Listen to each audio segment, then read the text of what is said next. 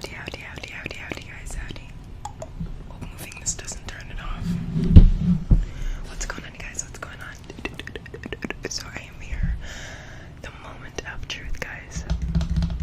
This is the psycho roommate story time. Now, a lot of you guys who don't know what's going on in my life, this is a real-time story, pretty much. The psycho roommate did leave like 3-4 days ago, so yeah, it's a real-time story, but he's already gone. I'm gonna call him Pikel, because if y'all seen that Rick and Morty episode, there's the two brothers on the TV show where one is like a chef and the other's like, I don't know, a realtor or something, I forgot. But anyways, there's Pikel and then blah. So I'm gonna call him Pikel. So it looks like the microphone wants to be testy with me cutting in and out, so I'm just gonna do the best I can, you guys. I hope you enjoy the story time. Yes, this is a real story. This is my real life. I do not lie. Seriously, I don't. It makes me uncomfortable and I hate it. So this is completely truthful. I know there's the two sides to every story in the truth, but here's my side of the story, as close to the truth as I can get it, you guys. So let's get this started. So basically on May 20th, on my daughter's birthday, my daughter turned 1 this year. I gave birth to her last year. On my daughter's birthday, May 27th, Nick texts me, and I sleep till like 2 p.m., 1 p.m. because I do ASMR and I need to stay up late in order to put my late night audience to sleep, etc. And I'm an insomniac myself, so I'm up late, I wake up late or whatever, and he texts me like at 10 a.m. Hey, somebody's coming to stay with us for the weekend. I'm like, what? First of all, who? Second of all, you don't invite people over without asking me. Third of all, we have a child. Where do you think this person's gonna stay? Our child sleeps in the living room. The only other place we have to go is the living room right now. Like, you're being crazy. You don't even know this person. And so we start arguing. All weekend, Nick and I are arguing. Nick's like, I'm the man of the house, and I'm like, no, you're not. And he's like, yes, I am. And I'm like, whose name's on the deed? And he's like, that doesn't matter, we bought it together. I'm like, yeah, but your credit was so bad that I had to put my name on the deed only, so you don't get to make executive decisions about this house. You may be a little bit older, a couple months older, but I'm the smart one. Let's keep it cute. So Nick and I are arguing the whole weekend, and yes, I'm a little bit pressed now because I'm remembering our argument. He was so annoying with it. He's like, I deserve to be able to make any shots I deserve to make all the calls that I want to make. Bitch, no the fuck you don't. First of all, you run your calls through me, I run my calls through me, and then they come out fully combobulated. You can't have singular thoughts, Nick. No. So, my little pickles. This is just day 1, and I'm not trying to exaggerate or make this story longer than it needs to be. I just tell stories as they come. So he's there May 27th, and if you look at the date today, it's July 17th or so. So the situation only transpired just under 2 months. So from the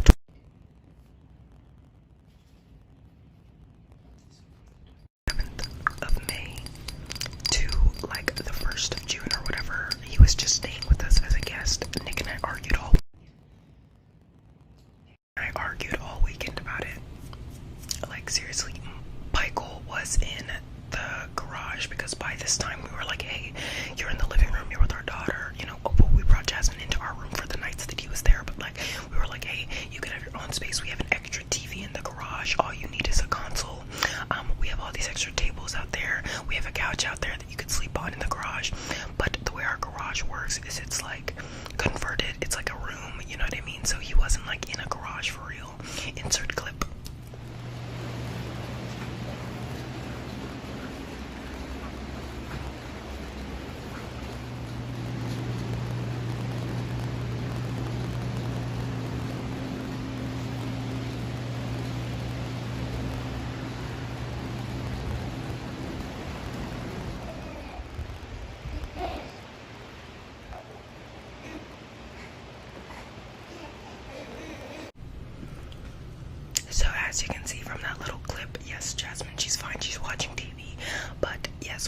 a 2-bedroom house, and then the third room is like a garage. But y'all saw it has tile in it. It's got a fridge. It's got a microwave. It's very comfortable. And as soon as Michael left, Nick went and changed it up to his own relaxation station spot. So that's why it's all done up a certain way now. But as you guys can see, that is not a bad room to stay in. It's spacious. It has its own AC unit. It's got a fridge. It's got a microwave. You really don't need to leave unless you have to use the bathroom in the guest bathroom. So this man was getting all of the amenities, even though we didn't know him, even though, you know, he was really annoying. But I'm trying not to jump around. We didn't know this guy from Adam. Nick knew him from work a little bit. I was like, dude, this isn't safe. We don't know this person, you know.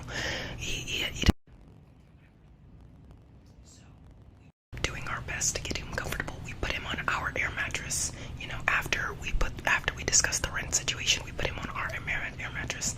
I had an extra table in this room, in my room, that I loaned him so that he could put his TV on something. The sheets, pillows, everything he was sleeping on every day was ours. He never invested in his own bed or blankets or anything like that. All utensils and basically day-to-day stuff he got from us. He didn't go out of his way to buy that stuff. He just got it from us, and I know that because I ran into him in the middle of the night, and I was like, damn it, I'm out of forks. And he goes, hey, are we out of forks? And I was like, are you using my forks? But I didn't say anything. I was just like, oh yeah, we're out of forks. Like, I just let it go because I was like, they're forks, you know, nothing big. Now let's fast forward a little bit. Let's backwards. Let's back it up. So on the 1st of June, because like I said, this guy was staying with us over the weekend for free, basically just couch hopping. He's like, I have a room set up somewhere else after this weekend. You know, I've been hotel hopping, couch hopping, and I'm so happy I finally got a room for $150 a week. We're like, that's great. You know, when are you leaving? He's like, Monday for sure, Saturday, Sunday night maybe, with all my stuff. And we're like, and he doesn't have much. Keep that in mind. Most of his stuff is in his broken car at work, or with him, you know, on us, or maybe with friends. I don't know, because he had moved to San Antonio from somewhere else with his girlfriend. His girlfriend cheated on him with his ex-coworker. Good for her. Good for you, Veronica. Good for you, Veronica. Anyway, yeah, so she cheated on him, left him for his coworker, kicked him out, told the landlord she didn't feel safe around him, and pretty much got him evicted immediately. And so when he was telling me this story on his like first weekend here, red flags for days. Because first of all, I believe women, right? I believe women. So when I'm hearing him talk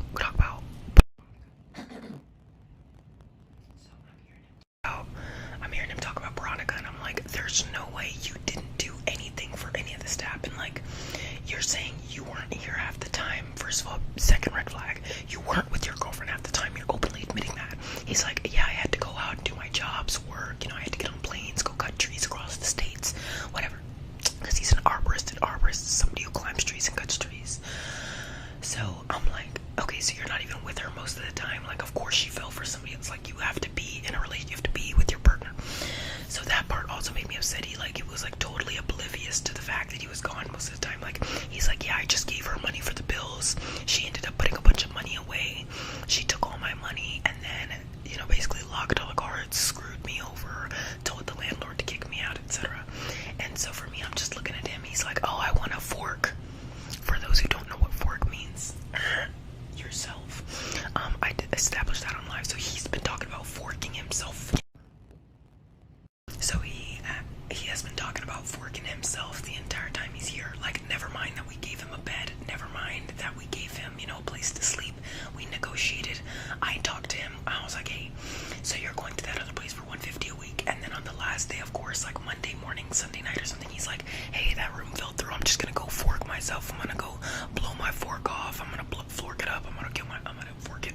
So I'm like, dude, you could just stay with us for $150 a week. Like, that's, you know, that seems affordable. You could stay in this garage until, you know, you have your shit together or whatever. He's like, oh my God, are you serious? That's so great. I'll pay you $200 a week just because I'm so grateful. And I was like, dude, you're homeless. Why are you biting off more than you can chew? He's like, no, I can handle it. I have my own business. I work with Nick, all these money options. I was like, okay. Sorry about my associate.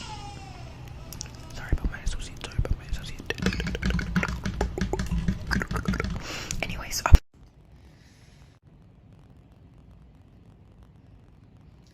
everybody got got sick with COVID, and so we all took the week off, and then the day after the week off, Nick was like, I still feel sick, I'm not going in.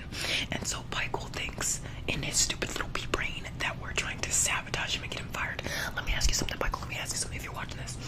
How are you gonna pay us rent if you get fired? Do that quick math. Why would we get you fired, you dumb little son of a... Regardless, we persevere. Anyways, guys, check out my Instagram for all the receipts of this psycho. But yeah, so he thinks we're trying to get him fired, and this is all stuff we don't know until now, right? All of this is like we learned after he left. So, you know, within the third week or something, I find macaroni in the sink, and I'm the only person who cooks at my house. So the only person who could have cooked is the new guy, Michael, right? So I see macaroni on the non-garbage disposal side, right? So I gently text him. I just take a picture of it and I say, this is not the disposal. That's it. Middle of the night text, whatever. So Nick informs me the next day that he was a little disgruntled and he wasn't talking or whatever. And I was like, why? And so Michael comes to me in the middle of the day when I'm looking for my wallet, yelling at me in my house. I didn't do that shit. You shouldn't be messaging me about that shit I didn't do. You know, all I do is keep to myself in this goddamn house. Y'all are trying to force me out, trying to gang up on me, you know, for Corey to take that picture and send it to you. I'm like, what the fuck is wrong with you? First of all, you're drawing all these conclusions that are wrong. Second of all, you're basing everything off these conclusions. Every little you're basing it. So I say, Michael, stop it. You don't talk to me like that in my house. No. My name is on this deed. You are a guest in my house. You better not talk to me like that. He goes, I'm sorry. I'm like, you are sorry. Now I'm looking for my wallet right now. I really don't have time for your shit. Don't you be yelling at me in my house at first thing in the morning. What happened is I took the picture, not my brother. I took it. All I did was try to let you know where the garbage disposal is. If you didn't know, there is no reason for you to raise your voice at me. I didn't yell at you. I didn't correct you. And I didn't criticize you. I just let you know because you're the newest person here. So calm down and relax. Now, for you guys to understand, he was yelling at me first thing in the morning while Nick and I were in the living room where Jasmine is looking for my wallet. I countered back with firmness. I wasn't yelling. I was just like, you need to stop. So with all that being said, yeah, that's reason number one as to why we could have screwed him over and ruined his life. Loser. Aside from that, the second incident, I was filming ASMR just like this. It was last week's video, I think Wednesday or Friday, and he was being so loud in the garage, which is behind this wall. He was being so ridiculously loud. He was drunk.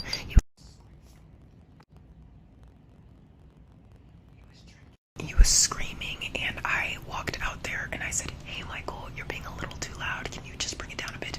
He takes off his headset. He's like, oh, sorry about that. I had no idea. Oh, disgruntled, like, what's the word when you can't talk? Slurred, I guess. So I'm like, great, we're on the same page. I come back in here, start filming. Not even 10 minutes later, he's yelling again. So I shoot him a text real quick. Hey, can you be quiet again? No response. So I get up because I'm on a time-sensitive schedule with my ASMR. I walk out there again. Hey, I don't even say anything this time. I keep my mouth closed. I'm like, and then he's like, and this was like a week before he just skedaddled out of town, moved to Vegas. He's literally a snake-o. So yeah, those were the two encounters I had with him that were bad encounters, that he could have said we were bad roommates. He's literally psychotic because other than that, I did not talk to him. The first 3 days he was here before he started paying rent, I talked to him about how he ended up in this situation, and then those two instances, and that was goddamn it. Other than that, he kept asking to borrow money. He kept asking, you know, if we would give him rides other places, and if we said no, he would pretty much go sulk in his room and hold a grudge. So yeah, safe to say he wasn't the best company. And it's not like he could help out with the baby. First of all, we didn't know him. Second of all, he doesn't know anything about babies, so he's not even a live-in sitter. He's just some guy complaining all the time, compensating with $200 a week. But when he left, he didn't even pay the last 2 weeks. He said, screw y'all for trying to get me fired by not taking me to work. I'm not gonna pay the 2 weeks because y'all are douchebags. God bless you. I appreciate everything you did, but I'm not paying it, basically, after promising 2 days ago to pay it. And we had a rental agreement. Now, I would press charges if I cared enough, but he's probably gonna fork himself anyway, so really there's no point, because I just hope he does it. That's all I can do. I just hope he cleanses the world of himself, of his homeless white ass. But anyways, yes, guys, I just want you to know, this is not an attack against people who are mentally disabled or mentally ill. My sister has similar issues.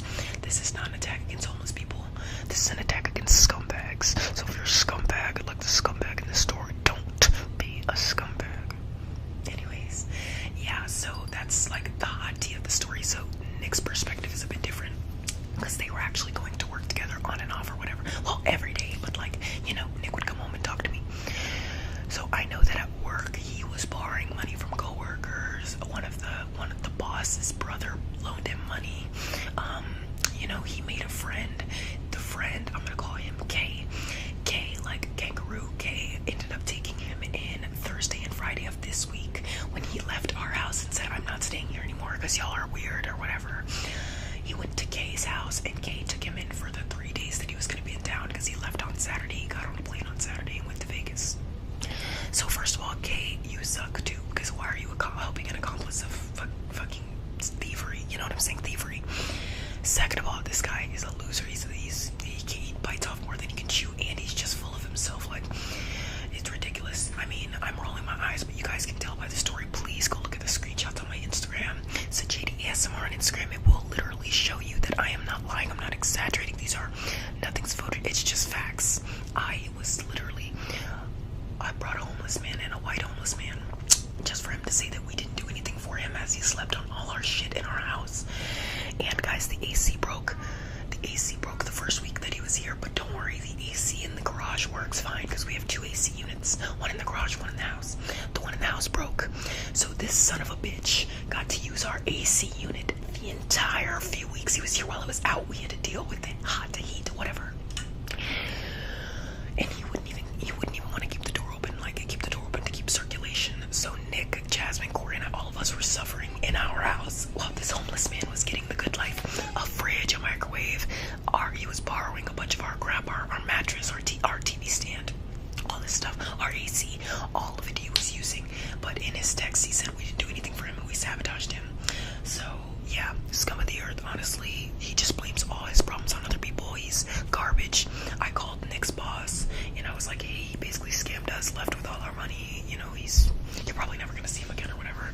And Nick's boss is like, yeah, you know, I could tell he was problem since day one. He's never taken accountability for anything, you know. And I was like, yeah, exactly. So it was just a hot freaking mess of a situation. I called Nick's boss, I think on Thursday night when I found out he was leaving or whatever.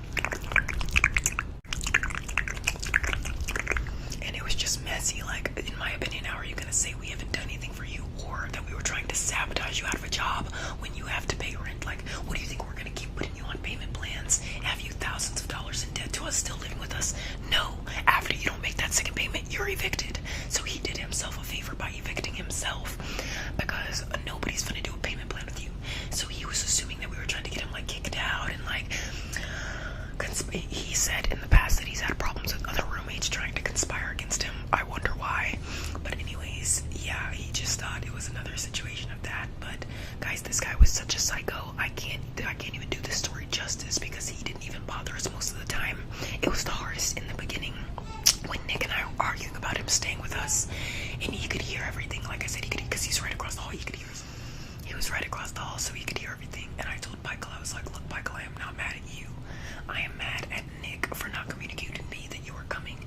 And Nick said he did, but shooting me a text while I'm asleep isn't communication. It's just notice. So whatever. I told Michael that he was fine and I will talk to him when I'm ready. But Nick and I need to sort out our issues first. You know, whatever. So yeah. But yeah, guys, I'm gonna wrap the story up here. If you guys have any questions, please feel free to ask. He basically said, I will pay y'all $200 a week. And for 4 weeks, he paid us $200. And for the last 2 weeks, he didn't pay us anything because we all got COVID. And we said, hey, obviously you got COVID, you can't pay. Let's work on a payment plan. Because he was just gonna leave in the middle of the night then to not tell us anything. Anyway, so I was like, hey, are you good? We can work out a payment plan. He's like, oh my God, I can still stay. That's great. I was like, you didn't even try to communicate with me. You just got COVID and then sulked until you'd get kicked out. Like, you didn't come to me like, hey, I need to come up with a payment plan. I'm gonna miss work.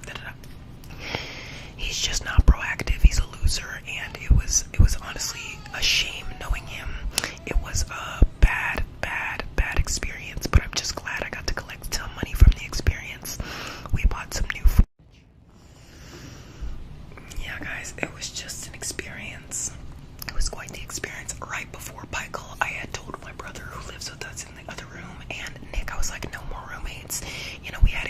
experiences with my ex-godfather, my daughter's ex-godfather.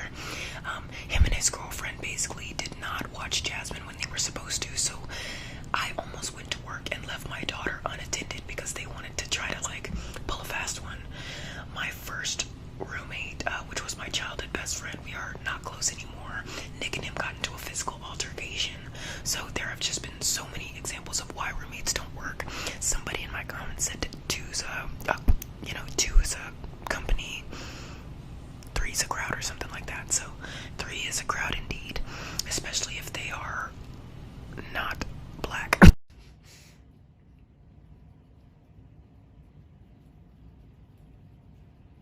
To be as transparent with you guys as possible, if they're not black, it's not happening. If they're black, I'll consider it. My first roommate was mixed. My childhood best friend is mixed, and I am fully black, guys. I am not mixed. Just because I'm light skinned doesn't mean I'm mixed. A light skin, black people, and dark skin black people are all black. Mixed people are a completely different category. But here we go. I am light skinned black, and I promise myself I'm only going to either take in other black people or not take in any people at all, because I've had such bad experiences. First with my mixed, then with my Hispanic friend who's pretty white, and then his girlfriend who's Hispanic, and then this guy Michael. So I'm just done. I bought this house for me and my family. I'm ready to save money and focus on myself, and it's been quite the experience, guys. I really hope you enjoyed the story time, because honestly, this guy said, because he's in our house or whatever, we can go in the garage anytime we want. Like, he'll never be indecent. So sometimes in the middle of the night or in the day, I just walk in there to grab food out of the fridge if I had something in the freezer, and he wouldn't mind. So for the life of me, I really cannot understand why he said he had such a bad experience here. It'd be one thing if like something happened, right, and we could justify everything, but nothing happened, guys. Literally all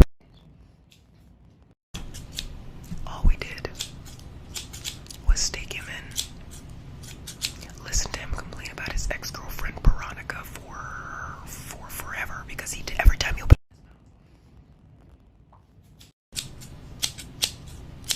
I swear to God, guys, every time he opened his mouth, he was complaining.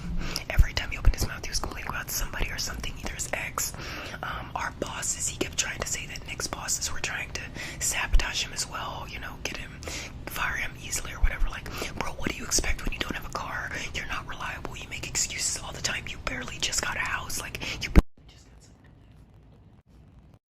for real, you barely just got somewhere to live. You don't have a car. His car, it drives, but it doesn't go in reverse, so he can't go anywhere in it.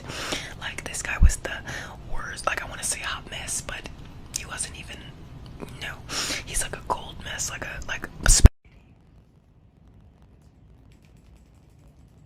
to describe it, I'd say he was like spaghetti on day 4 in the fridge. Like, tolerable, but I'd rather eat something else. But that'll have it, you guys. That's the story time. I hope you enjoyed. Again, you can ask questions, because I feel like I've disclosed how much we tried to help this fool. And then you can check my Instagram for receipts, storytime receipts on my Instagram, Sjiadyasmr. But my microphone keeps turning off every 10 seconds, like every 20 seconds. It's annoying as frick. And Nick's on the way home, so I should probably get unwound.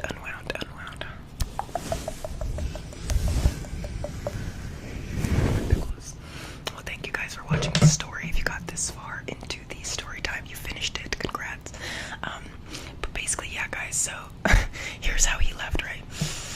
He started telling us Tuesday and Wednesday that he was gonna